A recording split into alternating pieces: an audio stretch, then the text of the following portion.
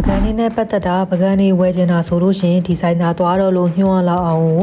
ပစ္စည်းစုံနဲ့ဈေးနှုန်းတက်တာတဲ့ဆိုင်လေးကိုပေါ့နော်အမဒီချင်းမိုင်မှာတွေ့ထားတယ်အဲ့ဆိုင်လေးကဆိုင်ရလဲအကျယ်ကြီးပဲပေါ့နော်ဈေးနှုန်းကလည်းအရန်တက်တာဘယ်လောက်တောင်တက်တာလဲဆိုတော့ဒီလို sauce ကလေးတွေကိုအမပေါ့နော် live မှာဝယ်တာ35ကျပ်40ပေးခဲ့ရတယ်ဒီမှာ15ကျပ်20ပဲရှိတယ်ပြီးတော့ဒီဇိုင်းစုံသားမလေးပြောမနေနဲ့ဖန်ပကံလားကျွေပကံလားတက်သားပကံလားစိတ်ကြိုက်ပြောဒီဇိုင်းမျိုးစုံကာလာမျိုးစုံ size မျိုးစုံပေါ့နော်အရန်လာတယ်အရန်လဲတန်တယ်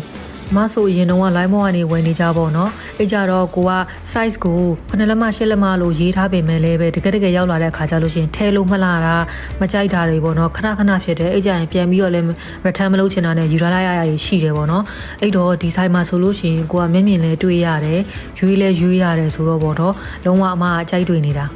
ဒီနေ့တော့အချိန်မရနဲ့အမဒါလေးတွေပဲဝယ်ခဲ့တယ်ပေါ့နော်နောက်တစ်ခါတော့အမတီချာလေးအချိန်ပေးပြီးတော့သွားပြီးတော့ဝယ်မယ်အခုဒီဟာလေးတောင်မှာပေါ့နော်အမအားလုံးပေါင်းမှလေးဒါဘတ်240ကျော်ပဲချခဲ့တယ်ပေါ့နော်အဲ့တော့ဘယ်လောက်တောင်တန်လဲစဉ်းစားကြည့်ပုံစံလေးတွေကတကယ်မျိုးစုံရှိတာနော်အရန်လှအရန်တန်ပဲ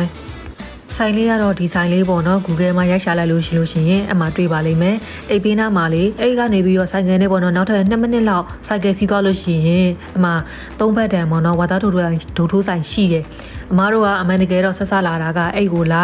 ပြီးတော့မှ Google Map မှာပကံလေးဝယ်ချင်တယ်ဆိုပြီးကြည့်လိုက်တော့မှနီးနားဆိုလို့ဝင်ကြည့်လိုက်တာအဲ့တော့မှဒီဟာကိုတွေ့တာ